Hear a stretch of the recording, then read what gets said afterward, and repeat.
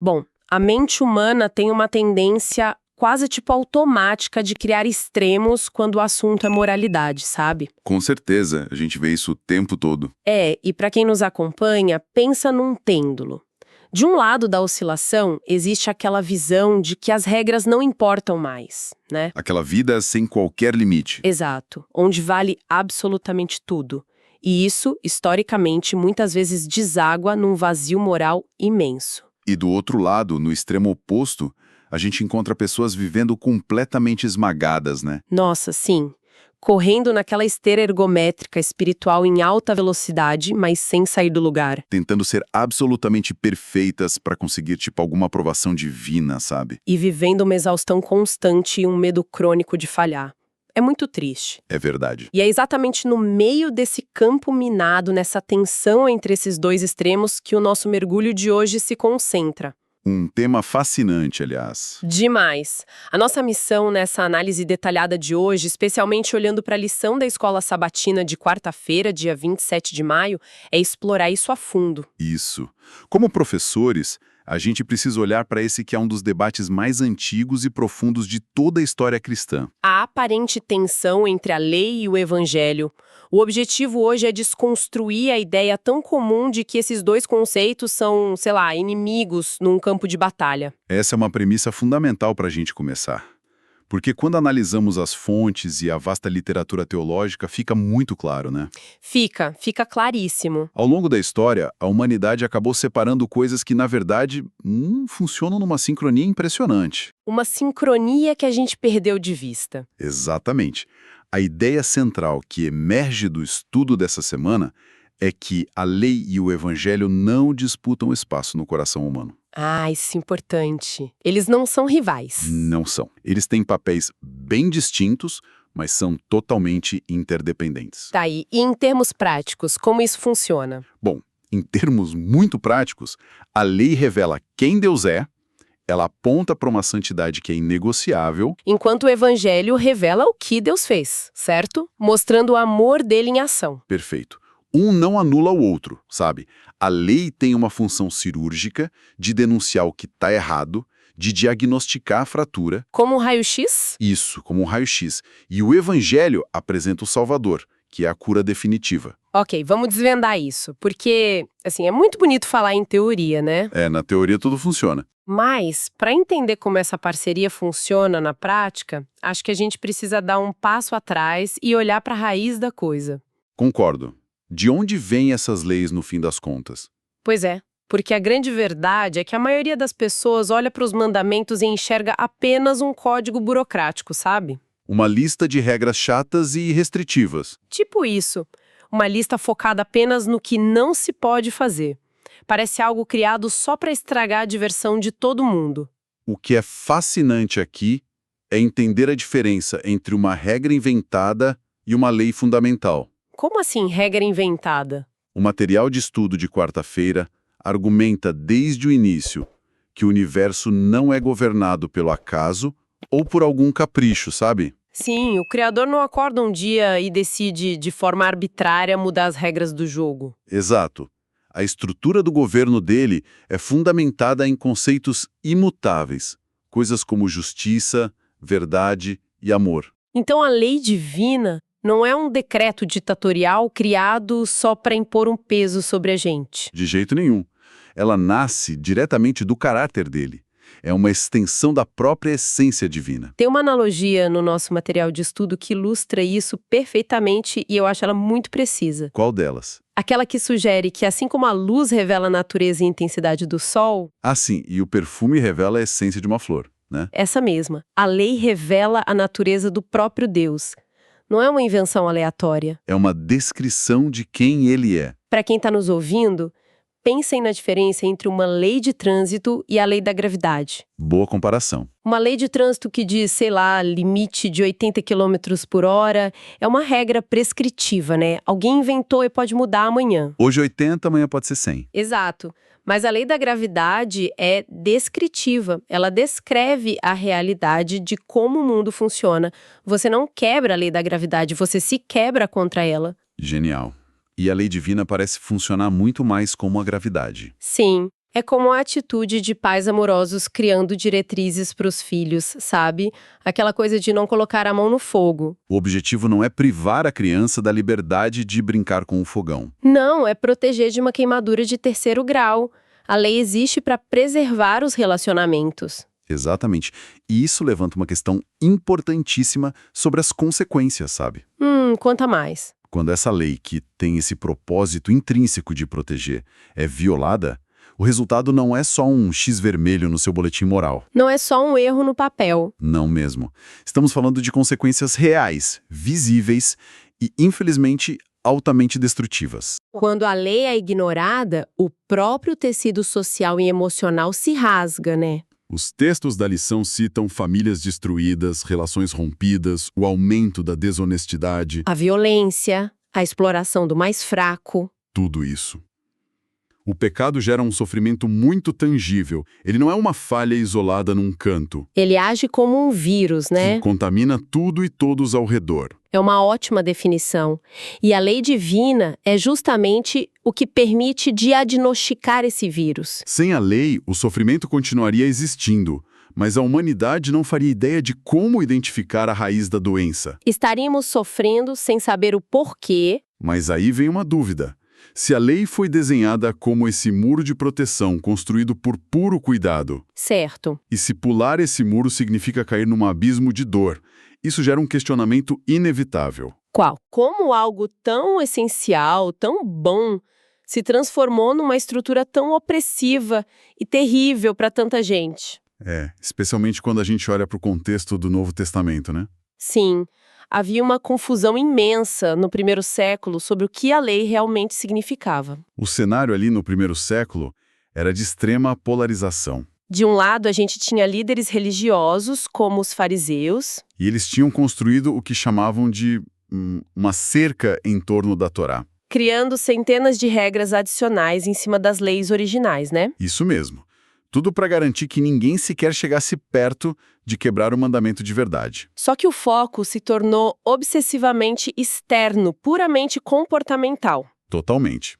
E do outro lado, a população comum se sentia assim, esmagada por esse peso inatingível. E havia até grupos que esperavam um messias político ou alguém que trouxesse um sistema totalmente novo, livre dessas amarras todas. É nesse barril de pólvora teológico e social que Jesus profere o famoso Sermão do Monte, lá em Mateus capítulo 5. E a declaração que ele faz ali, nossa, parece ter chocado todo mundo. Ele vira tudo de cabeça para baixo. Ele afirma categoricamente, olha só, não pensem que vim destruir a lei ou os profetas. Não vim destruir, mas cumprir. Uma frase poderosa. Muito. O verbo destruir ali carrega o peso de abolir, de invalidar completamente aquele sistema antigo. Certo. Mas aqui entra uma objeção lógica que muita gente faz. Cumprir uma lei não significa, essencialmente, terminar a tarefa para que ninguém mais precise fazê-la. Como assim? Tipo um contrato que se encerra depois que você paga a última parcela, sabe? Se Jesus cumpriu a lei, ela não deveria simplesmente desaparecer? Olha, essa é uma leitura muito comum. Mas se a gente analisar o termo original usado ali e todo o contexto da fala de Jesus, né? O que significa de verdade, então? Cumprir não tem esse sentido de cancelamento ou de dar baixa num documento no cartório. Tá. Significa levar à plenitude, revelar a intenção original e profunda que estava, sabe, meio esquecida pela tradição. Entendi.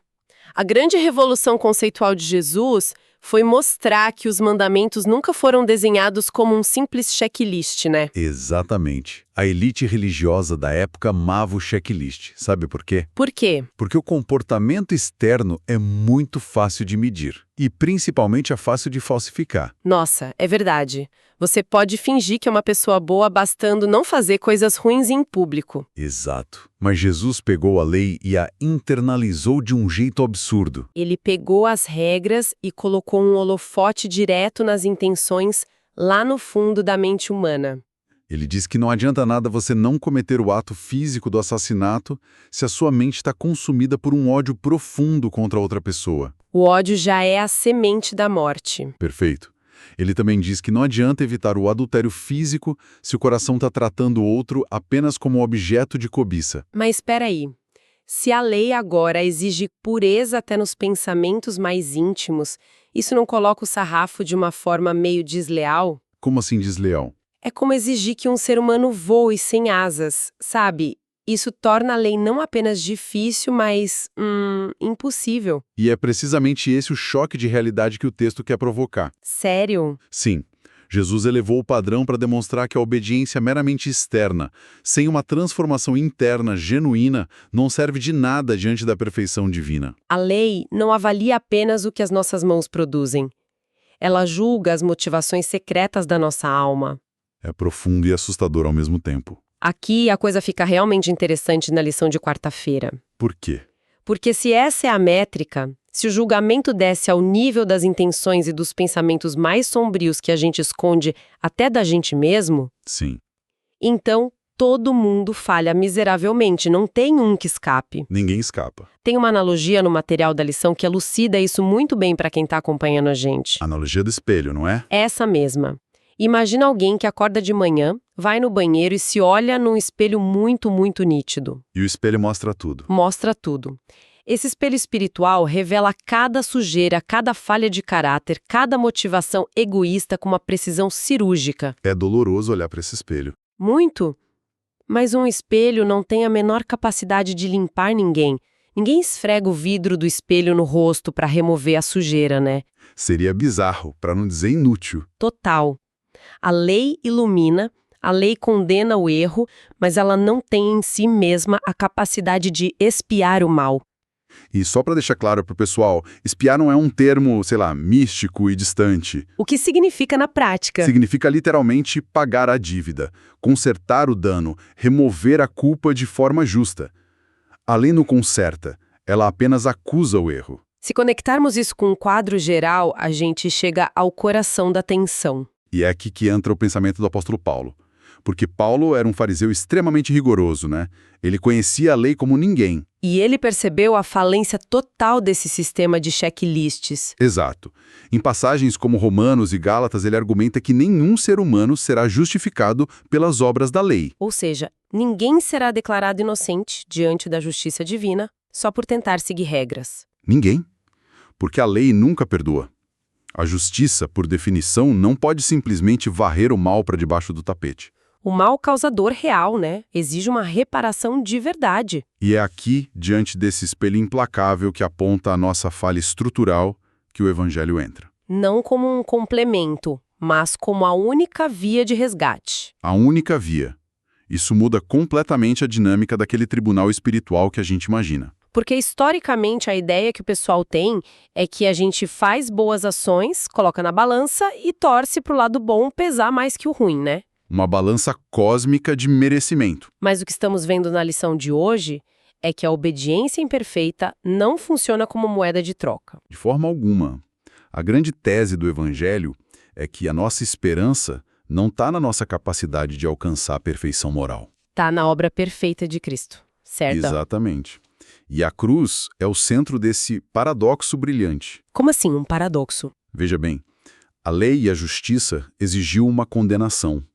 Porque a rebelião humana e o mal produzem vítimas reais, o pecado cobra um preço. Certo. Mas no Evangelho, Jesus, o único que cumpriu a lei perfeitamente tanto de forma interna quanto externa, assume o nosso lugar. É o que o texto de Gálatas diz, né? Que ele absorveu a maldição. Esse é o conceito belíssimo da substituição.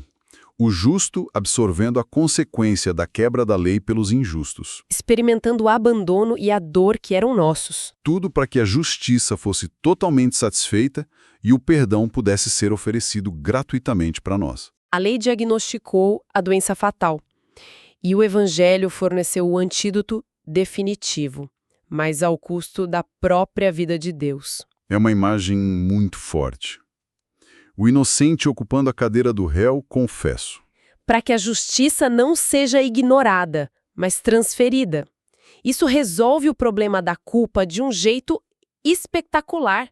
Resolve completamente. Mas isso gera um desdobramento fascinante sobre o dia seguinte, sabe? Sobre como a gente vive depois do perdão. Isso. Sobre a vida após esse perdão absurdo, como é que fica a obediência a partir desse momento? O material de estudo menciona uma fala de Jesus lá no Evangelho de João, capítulo 14.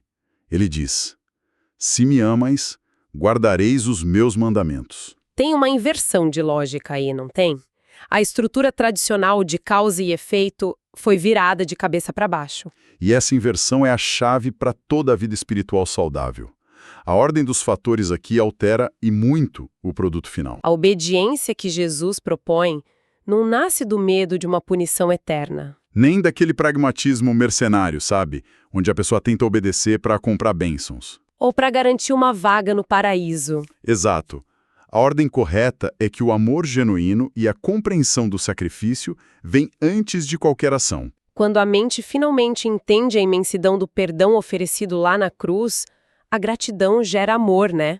E o amor, de forma muito natural, busca alinhar a própria vida ao caráter daquele que nos amou primeiro. E, de repente, os mandamentos deixam de ser aquelas correntes de ferro super pesadas e opressivas. E passam a ser vistos pelo que realmente são. O reflexo da personalidade de alguém que sacrificou absolutamente tudo por nós. É uma dinâmica muito orgânica.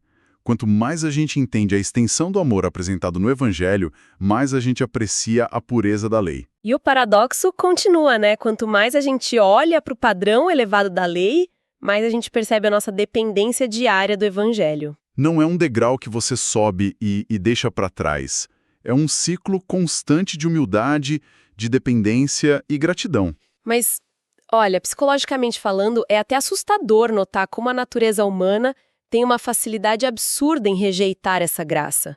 A gente sempre quer voltar para a esteira ergométrica. Sim, nós temos uma necessidade quase, patológica de sentir que merecemos as coisas, de que nós pagamos o nosso próprio caminho.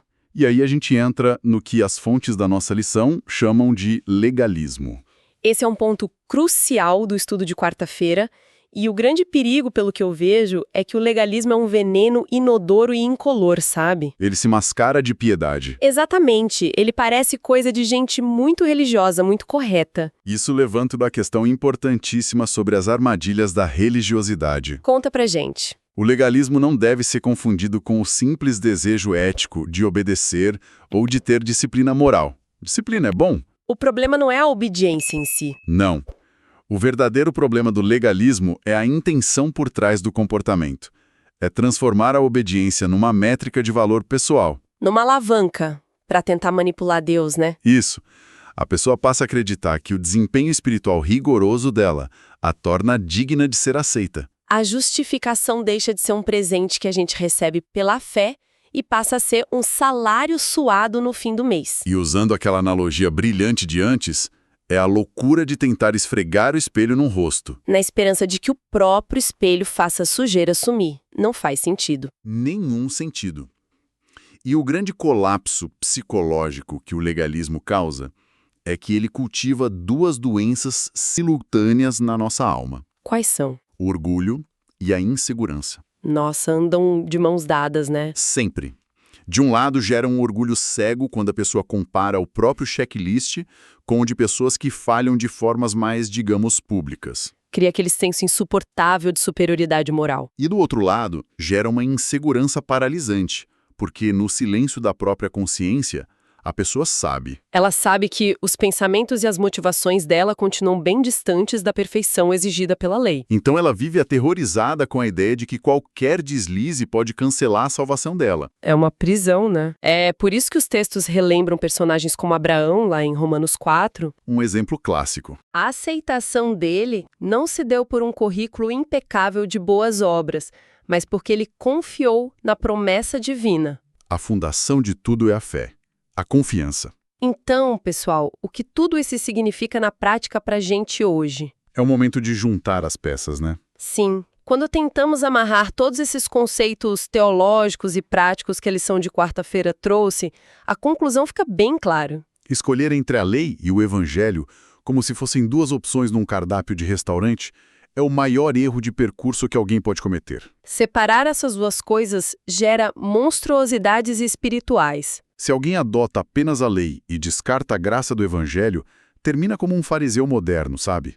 Frio, julgador. Vivendo uma ilusão de controle que é alimentada só por orgulho e medo. E se alguém tenta ficar apenas com o Evangelho, distorcendo a graça para descartar a lei e os limites, o resultado é a destruição das próprias relações. É uma vida sem bússola moral, que inevitavelmente fere a si mesmo e aos outros ao redor. A síntese magistral de todo esse debate encontra o seu desfecho perfeito ali no sacrifício de Cristo. É na cruz que tudo se resolve. A cruz é o ponto exato da história onde a justiça implacável e a misericórdia inesgotável se encontraram e se abraçaram. A justiça não foi flexibilizada em nenhum momento. O custo do mal foi pago integralmente. E o perdão não foi barato, custou a vida do nosso substituto. Entender a profundidade desse mecanismo é o que tira o peso dos nossos ombros. É o que permite que a gente saia de uma vez por todas dessa exaustão do perfeccionismo moral, sabe? A validação já foi alcançada lá no Calvário. E a partir dessa premissa maravilhosa, a nossa ética e obediência deixam de ser instrumentos de autopreservação. E se tornam as respostas mais lógicas, alegres e afetuosas diante da realidade de uma graça tão grande. É a quebra definitiva do paradigma do medo, gente. O motor das nossas ações deixa de ser o pavor do castigo. E passa a ser a profunda admiração por um caráter perfeito que decidiu nos salvar. E para a gente ir encerrando a nossa análise detalhada dessa lição abençoada de hoje, a reflexão que fica não é sobre, apenas tentar seguir as regras com mais força amanhã. Definitivamente não. Nós começamos falando daquele pêndulo humano, do esforço exaustivo contra a rebeldia desenfreada. Mas, se a lei é, de fato, a expressão mais pura de como Deus opera, sim. E se a missão final do Evangelho não é apenas limpar a ficha criminal da humanidade, mas transformar a mente humana de dentro para fora, onde você quer chegar? A verdadeira revolução não é apenas escapar da condenação? Será que o ápice dessa história não é chegar a um ponto de transformação tão profunda que listas de regras se tornam ferramentas obsoletas? Obsoletas não porque foram canceladas, mas porque foram interiorizadas. Exatamente. Simplesmente porque amar de forma pura, justa e abnegada se tornou, por um milagre maravilhoso da graça, o nosso instinto mais natural. É um pensamento maravilhoso para a gente levar para o resto da semana. Fica aí a provocação para todo mundo continuar refletindo. Muito forte, né? Bom, para finalizar o nosso estudo da lição de hoje, eu queria te pedir para conduzir uma oração pelo pessoal que está nos acompanhando e pelo tema incrível que a gente estudou. Claro, com o maior prazer. Vamos orar, pessoal? Senhor Deus e Pai, muito obrigado pela oportunidade de mergulharmos no estudo da Tua Palavra durante essa semana. Obrigado por nos mostrar que a Tua lei e a Tua graça caminham juntas, revelando o Teu amor infinito por cada um de nós. Que o Teu Espírito Santo transforme o nosso coração de dentro para fora, nos libertando do peso do legalismo e nos conduzindo a uma obediência que nasce puramente do amor e da gratidão pelo sacrifício de Jesus. Abençoa cada pessoa que acompanhou esse estudo hoje. Em nome de Jesus, amém. Amém. Que oração inspiradora. Pessoal, muito obrigada por nos acompanhar em mais esse mergulho profundo no estudo de hoje. Foi excelente. E não esqueçam de curtir esse vídeo, se inscrever no canal e compartilhar com aquele amigo que também precisa dessa mensagem de alívio e graça. A gente se vê no próximo estudo. Tchau, tchau. Um abraço, pessoal. Até a próxima.